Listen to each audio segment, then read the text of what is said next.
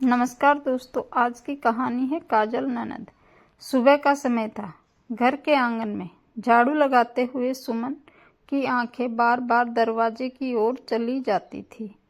वह इस घर में आए हुए 1 साल हो गया था, लेकिन आज भी उसे लगता था जैसे वह यहाँ मेहमान हो।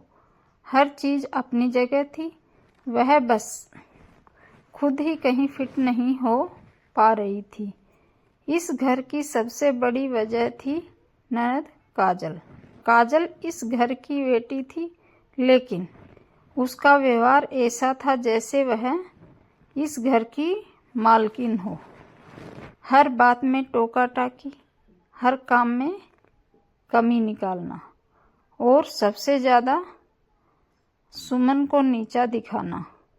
सुमन चुप रहती, क्योंकि उसने अपने मायके में यही सीख कर आई थी कि ससुराल में ज़्यादा बोलना रिश्ते खराब कर देता है।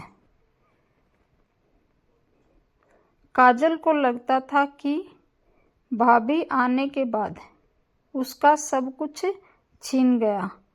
माँ पहले उससे हर बात पूछती थी, अब सुमन से पूछने लगी थी।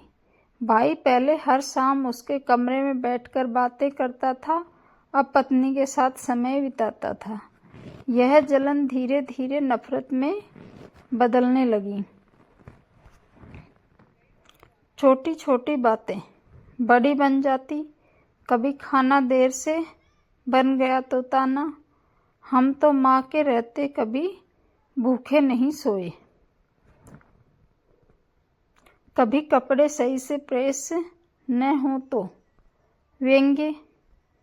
शादी से पहले कुछ सीखा भी था या बस ससुराल आना था? सुमन हर बार मुस्कुरा देती, लेकिन रात को तकिए गीले हो जाते। वह बहुत रोती। उसका पति रवि अच्छा था, लेकिन उसे लगता था कि घर की बातों में दखल देना ठीक नहीं।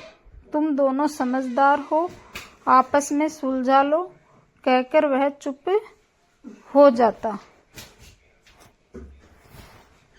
दिन ऐसे ही बीतते रहे। एक दिन घर में रिश्तेदार आए। काजल ने सबके सामने कहा, भाभी को कुछ आता ही नहीं, माँ ही सब संभालती हैं। सुमन की आंखें झुक गई। माँ ने कुछ नहीं कहा। उस दिन सुमन के अंदर कुछ टूट गया। उसी रात सुमन बुखार में तपने लगी। शरीर जल रहा था, लेकिन घर में किसी ने ध्यान नहीं दिया। काजल ने बस इतना कहा, थोड़ा बुखार ही तो है, नाटक मत करो। रात गहरी होती गई। सुमन अकेली कमरे में पड़ी रही, लेकिन किसी ने उसका ध्यान नहीं रखा। सुबह जब उसकी हालत ज़्यादा बिगड़ गई तो माँ घबरा गई। डॉक्टर बुलाया गया, दवा दी गई। तब जाकर सबको एहसास हुआ कि बात मामूली नहीं थी। काजल दूर खड़ी सब देख रही थी। पहली बार उसके मन में हल्की सी चुभन हुई। कुछ दिन बाद माँ को अचानक चक्कर आया और वे गिर पड़ी। इस बार घर में सिर्फ सुमन और काजल थी। काजल घबरा गई। उसे समझ नहीं आया क्या करे। सुमन, जो अभी पूरी तरह ठीक भी नहीं हुई थी, बिना कुछ सोचे माँ को संभालने लगी। पानी लाया, दवा ढूंढी, पड़ोसी को बुलाया, एम्बुलेंस मंगवाई। उसके हाथ कांप रहे थे, लेकिन कदम नहीं रुके।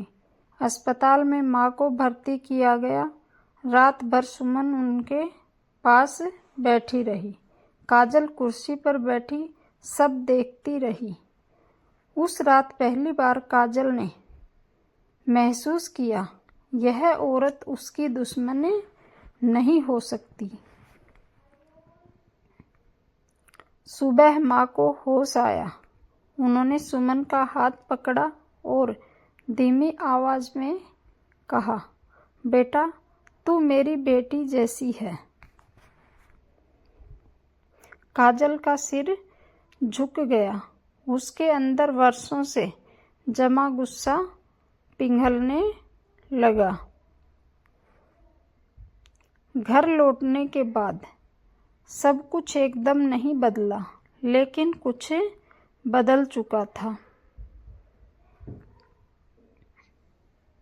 काजल अब ताना नहीं देती थी।